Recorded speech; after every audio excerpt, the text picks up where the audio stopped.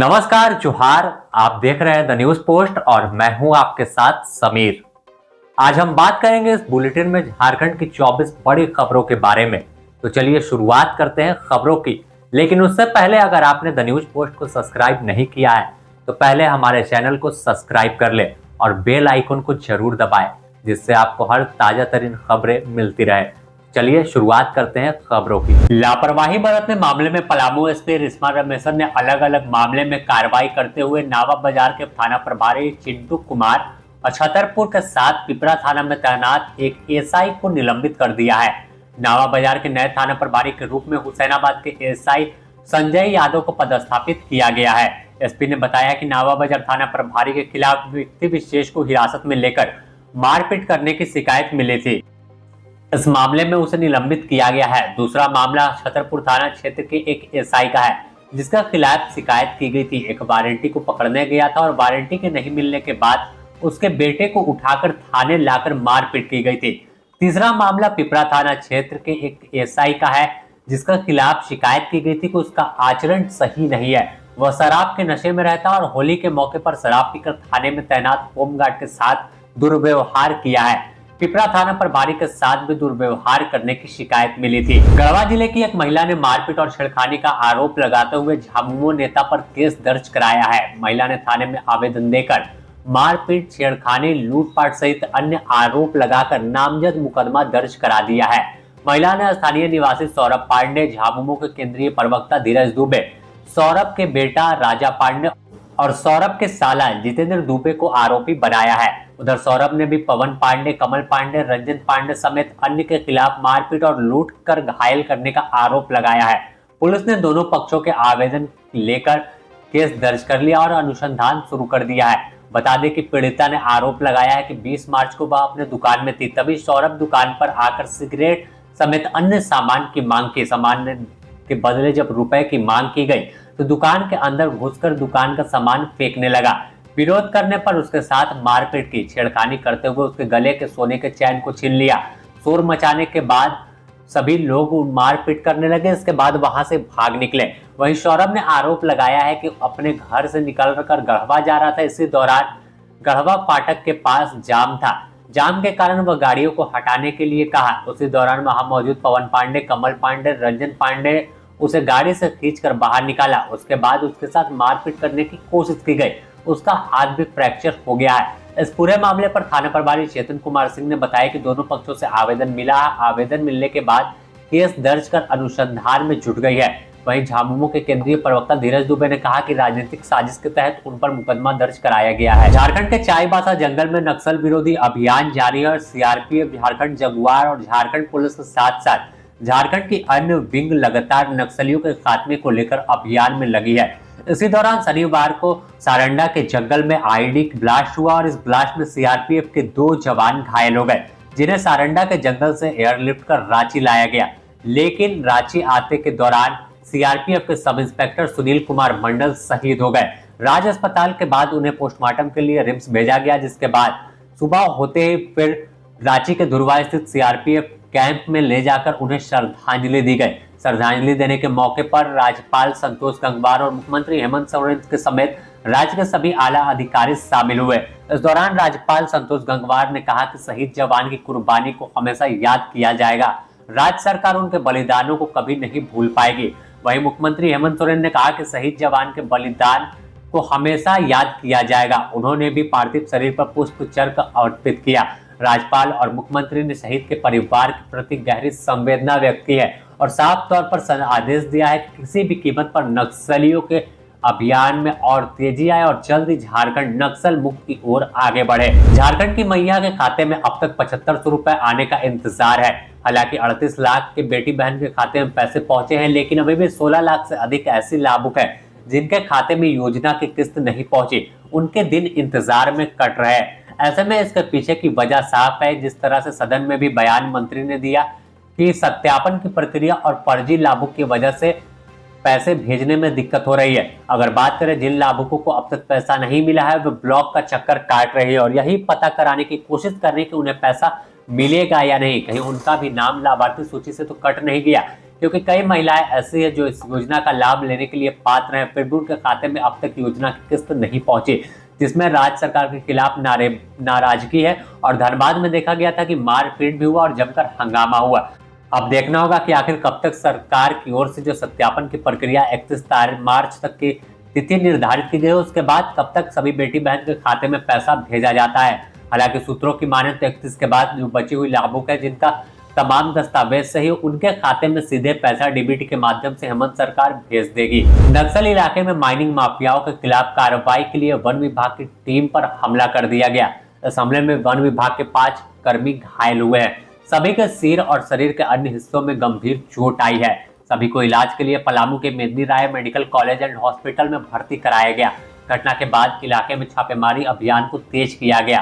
दरअसल पूरा मामला पलामू के छतरपुर थाना क्षेत्र के बसडीहा वन क्षेत्र से जुड़ा हुआ और यही अवैध माइनिंग के जानकारी मिलने के बाद टीम गई हुई थी। वन विभाग की टीम को माइनिंग माफियाओं और स्थानीय ग्रामीणों ने बंधक बना लिया, जिसके बाद माइनिंग माफियाओं ने वन विभाग की टीम को बंधक बनाकर मारपीट की। वह इलाका नक्सली ग्रस्त इलाका बताया जाता है और बेहद अंदरूनी इलाका है। बंधक बनाने के बाद वन कर्मियों के साथ मारपीट की गई। जख्मी वनपाल सरसीज उराव, वनरक्षी आशुतोष कुमार, लक्ष्मी पांडे, पंकज कुमार और वनपाल राकेश रोशन शामिल हैं। घटना की जानकारी मिलने के बाद पुलिस मौके पर पहुंची और वन कर्मियों को बाहर निकाला। कार्रवाई के लिए की गई विभाग की टीम को पुलिस ने अपने साथ नहीं लिया था। जिस इलाके में वन विभाग के कर्मियों को बंधक बनाया गया था, वहां पहुंचने में पुलिस को भी काफी मशक्कत करनी पड़ी। चाईबासा सदर प्रखंड अंतर्गत विभिन्न गांवों में आंधी और तूफान से हुए नुकसान में किसानों और स्थानीय लोगों को काफी नुकसान उठाना पड़ा है। ओलावृष्टि से फसल बर्बाद हो गई है। बता दें कि 32 लोगों के घर भी क्षतिग्रस्त हुए हैं, जबकि कई लोगों के घरों में आंशिक नुकसान पहुंचा है। इस हादसे में एक बच्चे के भी घायल होने की सूचना है। लोगों ने इसकी जानकारी मंत्री दीपक बिरुवा को फोन पर दी, जिसके बाद मंत्री स्थानीय प्रखंड विकास पदाधिकारी और अंचल अधिकारी को स्थल का जायजा लेने का निर्देश दिया। इसके बाद वहां पहुंचकर टीम और खुद मंत्री ने जायजा लिया और तमाम लोगों को मुआवजा देने की बात कही है। जमशेदपुर रामनवमी, सरहुल और ईद को देखते हुए जिला प्रशासन ने शांति समिति की एक बड़ी बैठक की। बैठक सिद्धगोड़ा टाउन हॉल में किया गया। बैठक की अध्यक्षता जिला के डीसी आनंद मित्तल और एसएसपी किशोर कौशल ने किया। बैठक में सभी आला अधिकारी मौजूद रहे, साथ ही पूरे इलाके के थाना प्रभारी मौजूद थे। जिला में उपायुक्त ने शांति समिति के सदस्यों को राय लिया कि किस प्रकार सभी पर्व को शांति और सौहार्दपूर्ण मनाया जा सके। समिति के सदस्यों ने अपने अपने अखाड़ा समिति क्षेत्रों की कुछ कमियां गिनाई, जिसे दुरुस्त करने के लिए जिला प्रशासन ने उन्हें आश्वस्त किया है। सभी जरूरी चीजों को मुहैया कराने का भरोसा भी प्रशासन ने दिया है। गिरिडीह जिले के बगोदर और औरा में बीती रात तेज रफ्तार आइसक्रीम लोड कंटेनर अनियंत्रित होकर डिवाइडर से टकरा गए, जिससे गैस लीकेज होने के कारण आइसक्रीम लोड कंटेनर में आग लग गई। आग इतना भयावह थी कि पहले से खड़े ब्रेक डाउन कंटेनर में इसके चपेट में आ गया और यह कंटेनर जलने लगा। कुछ लोगों द्वारा इसकी जानकारी बगोदर पुलिस को दी गई, जिसके बाद पुलिस ने अग्निशामक वाहन को बुलाते हुए आग पर काबू पाया। तब तक आइसक्रीम लोड कंटेनर पूरी तरह जल चुका था, वहीं दूसरा कंटेनर भी आधा जल गया। घटना करीब रात्रि 2 बजे की बताई जा रही है। बताया जा रहा है कि NH-19 के पास पहले से ब्रेक डाउन कंटेनर खड़ा था। इसी बीच 2 बजे के आसपास बगोदर से डुमरी की ओर जा रहे आइसक्रीम लोड कंटेनर डिवाइडर से टकराकर अनियंत्रित होकर पलट गया, जिससे गैस लीकेज हुआ और आग भयावह रूप लेती हुई दिखी। पलामू में रमजान के तीसरे अशरे की शुरुआत 21 मार्च से हो गई है। भाई बीघा के बड़ी मस्जिद हैदरनगर के पेश इमाम मौलाना अहमद अली खान रजवी के साथ 3 अन्य लोग अरबाज खान, हलीम और जलाल अंसारी इत्तिकाफ पर बैठे हैं। मौलाना अहमद अली खान रजवी ने समाज के लोगों से तीसरे असरे में नमाज अदा करने के साथ कुरान पाक की तिलावत ज्यादा से ज्यादा करने का आह्वान किया है। उन्होंने कहा कि रोजदार अपने गुनाहों से तौबा करें। मस्जिदों में हर उम्र के बाशऊर लोग इत्तिकाफ पर बैठ सकते हैं। इस दौरान इबादत में व्यस्त रहेंगे। 10 दिनों के दौरान एकांत में रहकर अल्लाह की इबादत की जाएगी। उन्होंने कहा कि मुसलमान को अपनी जिंदगी में कम से कम एक बार इत्तिकाफ करना चाहिए। उन्होंने कहा कि मर्द मस्जिदों में और औरत अपने घर के एक कमरे में इत्तिकाफ कर सकती है। इसमें 2 हज और 1 उम्रा का सवाब मिलेगा। उन्होंने कहा कि रमजान के आखिरी अशरे में इत्तिकाफ करना पैगंबर इस्लाम की सुन्नत है। उन्होंने बताया कि माल की ज़कात अदा करने के साथ साथ सदका फित्र और जरूरतमंदों को ज़्यादा से ज़्यादा मदद करें। उन्होंने कहा कि शब कद्र जुमा शाम से ही शुरू हो जाएगा। रमजानुल मुबारक के 21, 23, 25, 27 और 29 को रात भर इबादत से गुजारे। इसका बहुत ही अधिक सवाब मिलेगा। झारखंड के पूर्व मुख्यमंत्री अर्जुन मुंडा झारखंड के कद्दावर नेता माने जाते हैं, जो लंबे समय से राजनीति में सक्रिय है। वे आदिवासी समुदाय के बड़े नेता के तौर पर झारखंड में पहचान रखते हैं, जिसे देखते हुए केंद्र सरकार की ओर से उन्हें जनजातीय मंत्री भी बनाया गया था। वहीं इनकी पत्नी मीरा मुंडा को राजनीतिक संबंध रखती हैं। साल 2024 के झारखंड विधानसभा चुनाव में बीजेपी ने इन्हें उम्मीदवार कोटका क्षेत्र से बनाया। बीजेपी ने मैदान में उतारा, लेकिन उन्हें हार का सामना करना पड़ा। जेएमएम के प्रत्याशी संजीव सरदार ने मीरा मुंडा को 27,902 वोट से हरा दिया था। साल 2024 में हुए लोकसभा चुनाव में बीजेपी से अर्जुन मुंडा को खूंटी सीट से टिकट मिल गया, लेकिन इन्हें भी हार का सामना करना पड़ा। इस सीट पर काली चरण मुंडा, जो कांग्रेस से उम्मीदवार थे, 1,49,675 वोट के अंतर से हरा दिया था। इस हाल के दिनों में देखें कि अब क्या यह कर रही है, तो यह तमाम लोग सामाजिक कार्य में सक्रिय हैं, साथ साथ परिवार के साथ भी अर्जुन मुंडा और मीरा मुंडा समय व्यतीत कर रहे हैं। अगर बात करें तो एक सोशल मीडिया पर तस्वीर हाल ही में वायरल हुई थी, जिसमें एक आम आदमी की तरह प्रयागराज जाने को स्टेशन पर दोनों पति पत्नी बैठे हुए दिखे थे। आपको बता दें कि ये तस्वीर तब की थी जब दोनों महाकुंभ की डुबकी लगाने के लिए गए थे। वहीं इस तस्वीर में दोनों सादगी के साथ लोगों का दिल जीत लिया था। अब सवाल उठता है कि झारखंड विधानसभा में मीरा मुंडा की हार से झारखंड की राजनीति स्टार जोड़ी क्या कर रही है। तो बता दें कि यह जोड़ी मुंडा चुनाव हारने के बाद अन्य घर के काम और सामाजिक कार्य में काफी सक्रिय है, साथ ही संगठन को मजबूती देने पर काम कर रही है। कोल्हान इलाके में काफी प्रभाव है और बूथ स्तर तक कमेटी को अलग अलग कार्यक्रम आयोजित कर लोगों को जोड़ने की कोशिश में लगे हुए हैं। सरकार के द्वारा जरूरतमंदों के लिए कई योजनाएं चलाई जाती है, लेकिन इन योजनाओं में बिचौलिया वर्ग इतना हावी है कि असल जरूरतमंद को जन कल्याणकारी योजना से कोसों दूर रखा जाता है। वहीं बिचौलिया वर्ग योजनाओं में मलाई काटते हैं, जमीनी स्तर पर असल लाभों की योजनाओं का लाभ नहीं ले पा रहे हैं।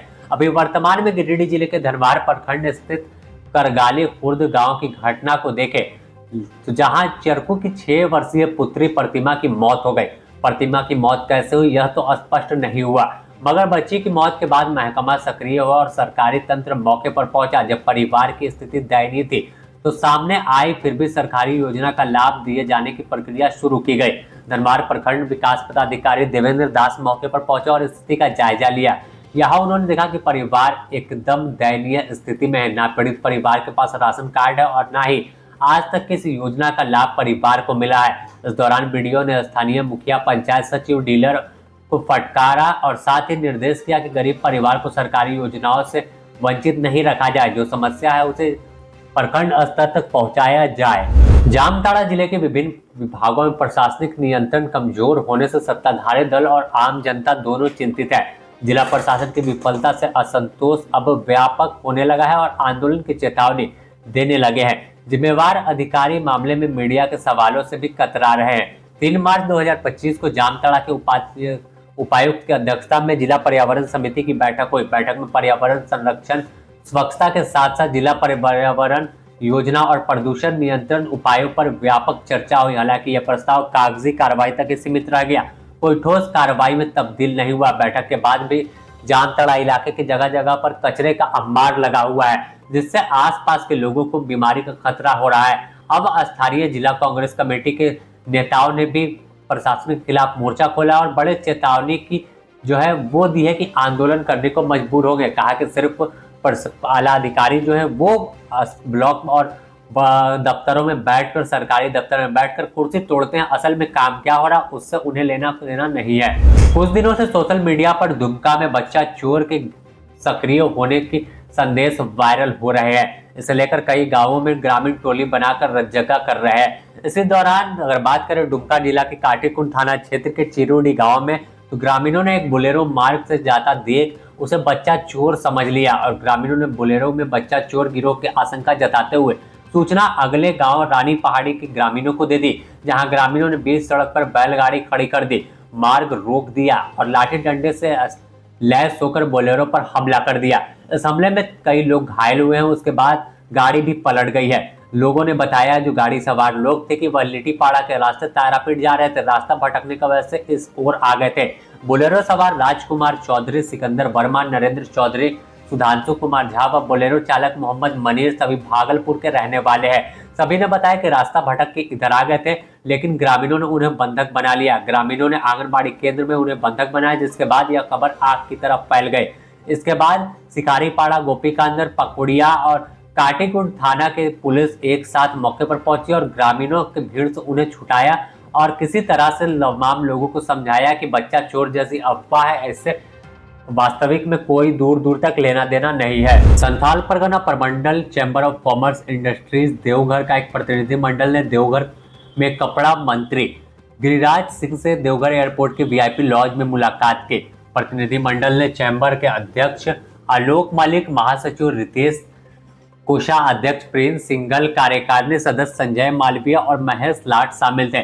चैम्बर ने देवघर के लिए दिल्ली हाट की तर्ज पर बैजनाथ हाट और national institute of fashion technology की स्थापना की मांग की है। चतरा जिले के टंडवा में 16 वर्षीय किशोरी का 100 पेड़ से लटका मिलने से इलाके में सनसनी फैल गई। परिजनों ने कहा कि यह साफ तौर पर हत्या का मामला है। साथ ही आरोप लगाया कि उनकी बेटी के साथ कुछ गलत हुआ है। वैसे यह हत्या है या आत्महत्या पोस्टमार्टम रिपोर्ट आने के बाद पता चलेगा, लेकिन पुलिस का कहना है कि किशोरी का शव जिस प्रकार से मिला है उसे कहा जा सकता है कि यह हत्या है। पुलिस ने शव को जब्त कर पोस्टमार्टम के लिए चतरा अस्पताल भेज दिया है। चतरा जिले के गिद्धौर प्रखंड मुख्यालय स्थित चौक के पर रविवार की सुबह लोगों का जमावड़ा देखने को मिला। प्रखंड मुख्यालय स्थित नसीम मियां उर्फ मूसन मियां के घर के छत पर विकास भुइयां नामक युवक का शव बरामद किया गया। विकास के पिता किशोर भुइयां ने हत्या का आरोप लगाते हुए पुलिस से गुहार लगाई है। बता दें कि स्थानीय लोगों ने शव होने की सूचना पुलिस को दी थी, जिसके बाद पुलिस मौके पर पहुंचकर जांच कर रही है। कुछ लोगों ने इस मामले में गहरी साजिश करार दिया है, साथ ही इस मामले को सही तरीके से जांच की मांग की है। मालूम हो कि विकास का घर इकलौता चिराग था। नसीम मियां की छत पर विकास का शव कैसे पहुंचा, इसकी जांच की जा रही है। मरीज की जान से खिलवाड़ करने वाले 3 नर्सिंग होम को जिला प्रशासन की ओर से सील कर दिया गया। इस दौरान वहां मौजूद सारे कर्मचारी अस्पताल छोड़कर भाग निकले। बता दें कि पलामू जिले के हुसैनाबाद में एसडीएम गौरांग महतो और जिला प्रशासन की ओर से बड़ी कार्रवाई की गई। यहाँ अवैध तरीके से संचालित 3 क्लिनिकों को सील किया गया है। मजिस्ट्रेट सह हुसैनाबाद अंचलाधिकारी पंकज कुमार के नेतृत्व में चिकित्सा प्रभारी डॉक्टर विनेश राम, डॉक्टर ज्योतिष कुमार और डॉक्टर शशिभूषण मिश्रा, बीपीएम विभूति कुमार सहित हुसैनाबाद थाना के पुलिस के सहयोग से कार्रवाई की गई है। अगर आप फेविक्विक खरीदते हैं तो सावधान हो जाएं, क्योंकि बाजार में नकली फेविक्विक का भरमार है। इस बात की जानकारी तब लगी जब पलामू में छापेमारी हुई। बता दें कि पलामू में छापेमारी के दौरान संदीप किराना इंटरप्राइजेस नामक की एक दुकान से 1400 पीस नकली फेविक्विक बरामद किया गया है। कंपनी के अधिकारियों ने उत्तर प्रदेश के गाजीपुर थाना क्षेत्र के अवकाश नगर निवासी अंकुर शर्मा ने मेदिनीनगर शहर में प्राथमिकी दर्ज कराई है। शहर थाना के प्रभारी देवव्रत पोद्दार ने बताया कि आवेदन के आलोक में मामला दर्ज किया गया और आगे की कार्रवाई की जा रही है। झारखंड आंदोलनकारी संघर्ष मोर्चा और झारखंड राज्य विस्थापित संघर्ष मोर्चा के संयुक्त तत्वाधान में 24 मार्च को झारखंड विधानसभा मार्च करते हुए घेराव और प्रदर्शन किया जाएगा।